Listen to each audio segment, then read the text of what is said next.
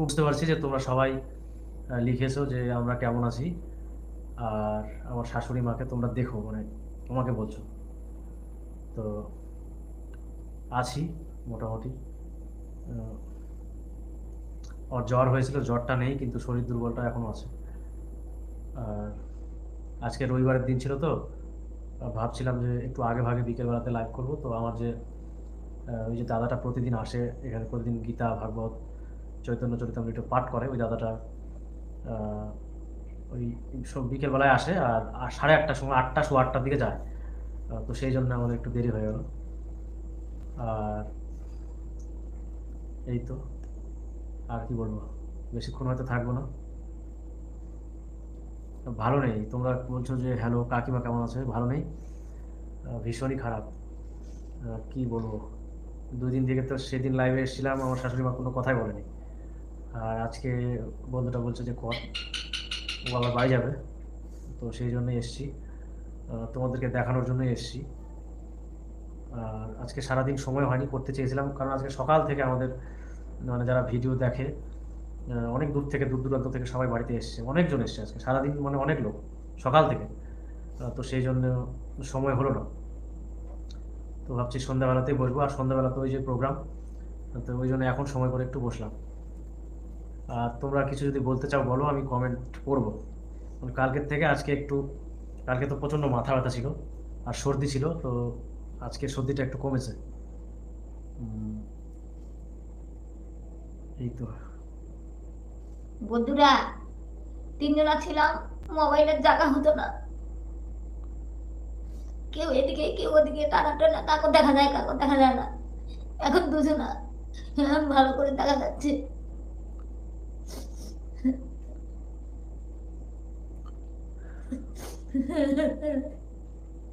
আর হচ্ছে, বুঝতেই পারছো যে কীরকম একটা পরিস্থিতি, আমাদের মন মানে খুব খারাপ।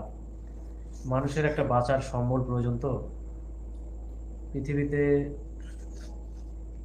আমি যে মানে আমার এই মায়ের জামাই হই, তোমরা জানো যে দেখবো, বিশ্বাস ভরসা ভালোবাসা আমিও দেখব, কিন্তু হয়তো যে চলে গেল সে তো আপন, আপন জিনিসটা একটু আলাদা হয়।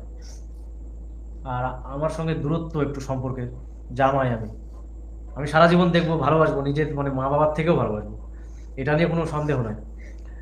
কিন্তু আপন হারানোর যে ব্যথা, আমরা কিন্তু মহাভারতেও দেখেছি যে যখন মানে কৌরবদের যখন শতপুত্র মারা গিয়েছিল, যারা গান্ধারীর, তো তখন কিন্তু তার যে বুকে যে ব্যথা হয়েছিল, যে জ্বালা, সন্তানের যে শোক, সেই শোকে কিন্তু কৃষ্ণকেও পর্যন্ত অভিশাপ করেছিল। তো নিজের সন্তান মতো পৃথিবীতে মানে অমূল্য সম্পদ আর কি মানে হয় না। কিন্তু তবুও আমি চেষ্টা করব, আমার মানে 100% আমার যতটুকু মানে ক্ষমতা আছে, আমি যতদিন বেঁচে আছি পারবো না নিজের সন্তানের যে মা ডাক, একটা সন্তান যদি অন্ধ হয়, খোড়া হয়, দেখতে খারাপ হয়, কুশ্রী হয় কথা, তবুও কিন্তু বাবা মার কাছে সে কিন্তু একজন মানে মানে নায়ক বলা যায় একজন, বাবা মার কাছে। তো যতই চেষ্টা করি না কেন, আমার এই মাকে আমি যতই জীবনে ভালোবাসা দিই না কেন, যতই সব কিছু যদি জীবনে করে থাকি, তাও এই মায়ের নিজের সন্তানের মতো হতে পারবো না। কারণ নিজের সন্তান যদি মাকে যদি বকে, গালি দেয়, ঝগড়া করে, আর আমি যদি সারা জীবন ভালোভাবে দেখি, তবুও ভালো লাগবে না, মনে হবে যে নিজের সন্তানের গালিটাই আমার ভালো ছিল। তো আজকে আমরা আলপনার শোকে মর্মাহত হয়ে গেছি। তো এই মতো অবস্থায় তবুও লাইভে আসছি, তোমরা সবাই রিকোয়েস্ট করছো আমাদের ভিডিওতে যে আহ, উম, হচ্ছে মাসিকে দেখাও, বা যে যেভাবে ডাকো দাদা ভাই বলে বলছো যে আসো। তো সেই জন্যই চলে এলাম। আর বন্ধুটা বলছে, ও মানে দেখছে এগুলো সব, বলছে লাইভে আসা উচিত। তো ঠিক আছে, সেট টেট ওই করলো, করে এই যে লাইভ করছি তোমাদের মাঝে। আর একটা কথা আছে রবীন্দ্রনাথ ঠাকুরের, এমনও হাসি আছে, মনে হয় রবীন্দ্রনাথ ঠাকুরেরই হবে, মনে নেই, বেদনা মনে হয়। তো আমার এই মা হয়তো সারা জীবন যে সন্তানের যে মানে বিরহ, একটা সেই বিরহে মানে কি বলবো, মানে অসঙ্গতির মানে চরম পর্যায়ে, সর্বশেষ চরম পর্যায়ে আমরা আছি। সেটা তো তোমরা বুঝতেই পারছো, তোমরা তো আমাদের সঙ্গে 1 বছর থেকে কানেক্টেড। আমাদের চ্যানেলটার বয়স 11 বলি 21 বা 22 মাস হবে, কিন্তু তোমরা আমাদের সঙ্গে প্রায় 1 বছর থেকে ভালোভাবে যুক্ত আছো। তবুও তোমাদের কত খারাপ লাগছে। অনেকে 2 দিন 3 দিন ধরে মানে একটা নেশা করলে যেমন হয় না, ওই রকম অবস্থা, মানে ওই ঝুলটা কাটছে না। আমাদের আর কাছে কত মানুষ কান্না করছে। তাহলে আমাদের যারা ফোন করছে তারা চিৎকার করছে, তাহলে আমাদের মনের পরিস্থিতিটা কিভাবে আসি আমরা, একটা বুকে পাথর চাপা দিয়ে। তবু আসতেই হবে, সবাই বলছে যে তোমাদের ইউটিউবটা চালাতেই হবে। তো আপাতত আমরা তো ভেবেছি যে ইউটিউব অবশ্যই চালাবো। আর এই ক্রিয়াকর্মগুলো পার হয়ে গেলে সঠিকভাবে নাকড়াকুড়িতে গিয়েও তোমাদের ভিডিও করব তোমাদের সঙ্গে, ওখানেও কিছুদিন থাকবো। আর ওই গ্রামের যারা যারা আছে, দাদুরা, মামিরা, হ্যাঁ দাদু আর মামা মামি বেশি ওখানে, তো তাদের অনুরোধ যে আমাদের ওখানে থাকতে হবে 1 বছর। তো যাই হোক, তো আমরা ওখানে থাকবো তো অবশ্যই। আর এইভাবে ভিডিও চালিয়ে যাব, চেষ্টা করব যে আমরা মানে এই কী বলবো, এই সন্তান আর এই ছেলে যেভাবে হোক তোমাদের কাছে কিছু উপস্থাপনা করার, সে ব্লগ ভিডিওর মাধ্যমেই প্রথমে হয়তো শুরু করব, কারণ আমাদের চ্যানেলটা অ্যাকচুয়ালি বউ শাশুড়ি নিয়ে আমরা তৈরি করেছিলাম। তারপর কিপ্টে শাশুড়ি, নানান কিছু নাম আছে। তো সেগুলো ভিডিও আমরা হয়তো আসবো, কিন্তু একটু সময় লাগবে, কারণ বৌমা আর শাশুড়ির মধ্যে ভিডিও করতে গেলে একটা মেয়ে লাগবে। তো আমরা একটা মেয়ে যেখানেই হোক একটা বের করব, যে মোটামুটি এই পার্টটা করতে পারবে। আমারও মানে অনেকগুলো বোন আছে ঠিকই, কিন্তু তারা করতে পারবে না, বয়সে ছোট অনেকটা। তো এগুলো পার্ট মনে হয় না পারবে, মানাবে না। তো সেরকম একজনকে আমরা নিব পরবর্তীতে ভেবেচিন্তে। তারপর থেকে তোমাদের চেষ্টা করব এরকম ভিডিও দেওয়ার, হয়তো বা হবে না জানি না, তবুও আমরা আমাদের বেস্টটাই দেওয়ার চেষ্টা করব। আর এখন তো আমরা প্রচণ্ড মর্মাহত হয়ে আছি, কিছু করার নেই, বিধাতা এটাই লিখেছিল। তো আমাদের সম্পর্কটা যে কি হলো ভগবানের সঙ্গে, হঠাৎ করেই আলপনাকে এইভাবে নিয়ে নিল, আমরা তো কোনোদিনও ভাবিনি। আর আলপনার যে মানে হসপিটালে যখন ছিলাম, বলতে চাইছি না, তবুও ভালো লাগছে না, তো সবসময় মনে পড়ছে ওর মুখটা, ওর ফেসটা, হ্যাঁ সব কিছুই। একটা ভালো মানুষ কি যে হয়ে গেল, জীবনটা চলে গেল, মানে এটা অসুখ নাই বিসুখ নাই, 8 দিন একটা বিছনাথ পরে থাকলো না একটা বন্ধুরা। ভালো মানুষ কি করে কি হলো না হলো, ডাক্তারবাবুরা দৌড়াদৌড়ি করছে, এই করছে সেই করছে, আমরা তো কিছুই বুঝি না, আমরা শুধু দেখে যাচ্ছি, করতে করতে লাস্টে একটা ভালো চাওয়াল অকালে লেগে ঝরে গেলাম পড়লো একটা, বন্ধুরা। কি বলবো, আর একটা চাওয়াল পেলাম না ঘুরে। একটা মহা মানে, হয়তো তোমরা বলতে পারো যে গর্ব করা হচ্ছে, কিন্তু গর্ব করিনি আমি। একজন আসে আলপনার সব ভাঙিয়ে দিল। কৃষ্ণ এরকম করলো কেন বন্ধুরা, তোমরা বলো তো। কৃষ্ণ নিষ্ঠুর পাষাণ। ভগবান কৃষ্ণ দাপর যুগে একটা একটা লীলা করেছিলেন। তিনি কৃষ্ণ যেই আশ্রমে পড়াশোনা করতেন ছোটবেলায়, তো সেখানে ওই যে গুরুদেব আর গুরুমাতা ছিলেন, সন্দীপ মুনি হবে, তো ওই মুনির একটাই সন্তান ছিল, ওর নামটা ছিল আহ, আমার মনে পড়ছে না।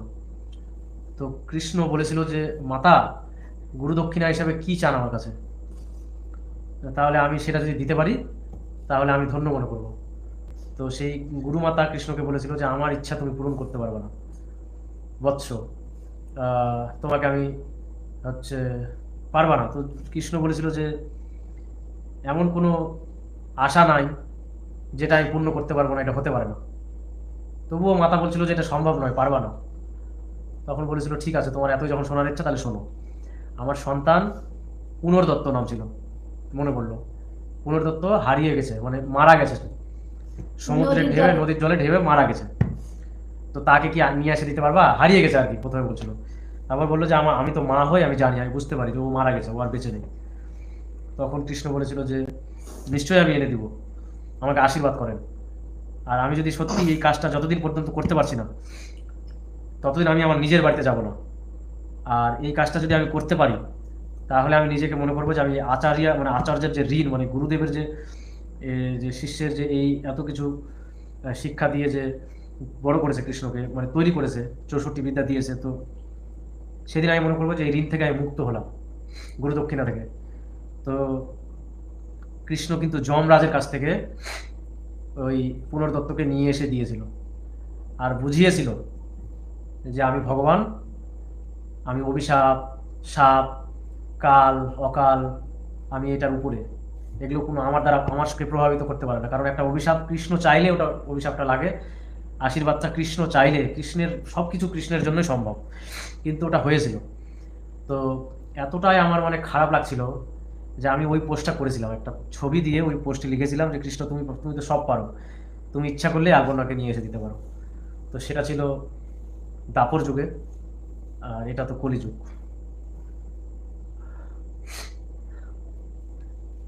আহ, কি বলবো,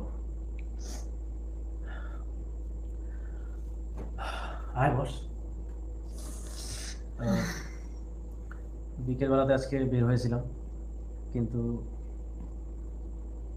ওই বন্ধুটার সঙ্গে একটু বাড়ির বাইরে বের হয়েছিলাম, যে ভালো লাগে আমাদের সঙ্গেই এরকমটা হলো। আমরা বলো 15 দিন, 10-12 দিন আগেও আমরা হাসি খুশি ছিলাম কতটা, কত মানে ক্যামেরা অন ক্যামেরা অফ ক্যামেরার মধ্যেও আলপনা কত ফাজলামো করতো, ইয়ার্কি করতো। আলপনা কিন্তু সবসময় ইয়ার্কি মারতো আমার সঙ্গে, যেখানে মানে যেখানেই থাকতো, বাড়িতে, হাটে বাজারে, যেখানেই যাক আমার সঙ্গে সবসময় ইয়ার্কি মারে, লাগে বেশি।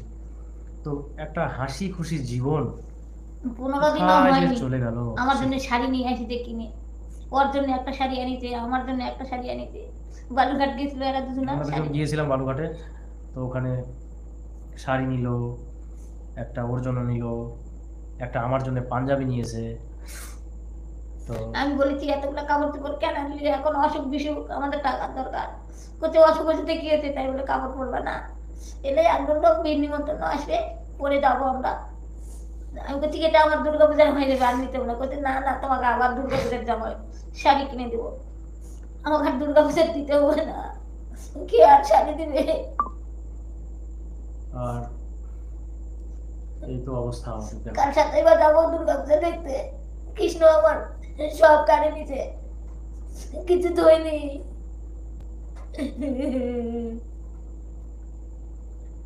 তোমার কৃষ্ণ আমার সব কিছু কানে নিছে, এখন খালি চোখের জল দিছে। যে কত বাড়ি সারাদিন রাত কান্দতে চলে রাত, তোর কান্নার দিন। আমিও নিতে চাইছিলাম না সেদিন, বলছে পাঞ্জাবি নাও, একটা পাঞ্জাবি নাও। তারপর ওখানে বললো যে, আমিও বললাম আমি কিন্তু আর পুজোতে কিছু নিবো না, আমার অত জামা কাপড় ভালো লাগে না, পরতে হয় পরে, ছেলে মানুষের আবার কত কি লাগবে। তো বলছে একটা নেওয়া, ও পছন্দ করে একটা পাঞ্জাবি নিয়ে দিল, তো ব্লু কালার, মানে নেভি ব্লু কালার। তো নিলাম, ঠিক আছে, অত জেদাজেদি করলে তখন আবার, না না বেশি না করলে আবার খারাপ দেখায়, মানে তখন ওটা খারাপ দেখায় সত্যি। তো নিয়ে নিলাম, নিয়ে বললাম যে আমি কিন্তু নিবো না আর কিছু, কারণ আমার এটা হয়ে গেল, অনেক কিছু জিনিস নিয়েছি অলরেডি। তো বলছে নিবা না, তোমার ঘাড় নেবে। ওখানে আবার ওই রেমন্ডের কাপড় পেয়েছিল, তো বলছে যে ওটা দিয়ে তোমাকে এরপরে ইয়ে করে দেবো, কী কী সব বানিয়ে, মানে বানানো জামা কাপড় কিনে দিবে বলছে ওখানে বালুঘাটে। ওটা বললো যে এখানে দিয়ে, ওগুলো একটু দাম বেশি রেমন্ডের কাপড়, তো ওগুলো বলছে নিয়ে দেবো। দিয়ে তো তোর চলে এলাম, তারপর তো এরকম হয়ে গেল। আর কি, অনেকে জিজ্ঞাসা করছো কি হয়েছিল, এটা একটা ভিডিওতে আমরা বলেছি সেদিন। আর এই তো ব্যাপারটা, অনেকক্ষণ হয়ে গেল, 30 মিনিট বসে আছি। তোমাদের সঙ্গে একটু কথা বলতে কাটাতে ভালো লাগে সময়, সারাদিন চলে যাচ্ছে, বসেই থাকছি, নিচে শুয়ে থাকছি মেঝেতে, কত লোক আসছে। সান্ত্বনা হয় না যতই আসুক মানুষ, তাও ভালো লাগিচ্ছে না। আর কি যে বলবো, দেখো আজকে আজকে আমরা আলপনা ঘুমোতে যাওয়ার সময় একটা মন্ত্র বলে ঘুমাতো, আর বলতো, আমি জিজ্ঞাসা করতাম, আমি যদি কোনো কিছু একটা এক্সট্রা করতাম তো ও জিজ্ঞাসা করতো, আর ও যদি কিছু করতো তো আমিও জিজ্ঞাসা করতাম। এই যে এগুলো আমি তোমাদের বলছি, এগুলো সব কিন্তু আমি কিন্তু বই পড়িনি, ওর কাছ থেকে শুনেই তোমাদের বলছি। শিক্ষাটা অনেক ধরনের হয়, কেউ দেখে শেখে, কেউ শুনে শেখে, কেউ বা মাস্টারের কাছে শেখে, বা অনেক রকমের পদ্ধতি আছে। তো ওই রকম আমি কিন্তু ওর কাছে শুনতাম। তো ও বলতো ভগবানকে বলে ঘুমাচ্ছি, কারণ আমরা ঘুমিয়ে পড়ছি মানে মরে যাচ্ছি। ঘুমিয়ে কেউ যদি বিভোরভাবে ঘুমায় আর সে যদি কোনো স্বপ্নের মধ্যে না থাকে, তাহলে তুমি একটু ভেবে দেখো, সে কিন্তু মৃত, পুরোপুরি মৃত। তো এবার অনেক মানুষ আছে যারা ঘুমের মাধ্যমে হার্ট অ্যাটাক, ব্রেন অ্যাটাক বা ব্রেন স্ট্রোক বা আরও বড় বড় সমস্যায় মারা যায় কিন্তু ঘুমের মাধ্যমে। তো ওই জন্য বলছে যে যদি ঘুম থেকে উঠতে না পারি, তাই কৃষ্ণকে আগে বলে রাখলাম যে প্রভু, যদি ঘুম থেকে, আমি তো জানি না যে আমি ঘুম থেকে উঠতে পারবো কিনা, যদি ঘুম থেকে উঠতে পারি তাহলে তো তোমার ডাকবো তোমাকে, আর যদি না পারি তাহলে যেন কৃষ্ণ ভক্তর ঘরে জন্ম দিও, আর যদি তোমাকে পাই তাহলে তো খুবই ভালো, তোমার চরণে যদি ঠাঁই, তোমার চরণে যেন ঠাঁই পাই। আর যদি নাও পাই, যদি অত কর্ম করে নাও থাকি, তাহলে যদি যে মানে তুমি যে জনিতেই আমাকে জন্ম দাও, সেটা সেটা যেন আমি কোনো কৃষ্ণ মানে ভক্তের ঘরে যেন আমি জন্ম মানে থাকি, সে কুকুরই হোক, বিড়ালি হোক, গরু হোক, যেই হোক, কীট পতঙ্গ যেই হোক, সেটা যেন আমি সে একজন কৃষ্ণ ভক্তের ঘরে পাই। তো এগুলো শুনতাম, ভালো লাগতো ভীষণ, ভীষণ ভালো লাগতো। আমরা কৃষ্ণকে নিয়ে বিশাল এক্সাইটেড। আমরা কথায় কথায় আমাদের কৃষ্ণ ছাড়া কোনো কিছু ছিল না। আমরা যে একটা স্টেজে প্রোগ্রাম আমাদের যে ইনভাইট করেছিল,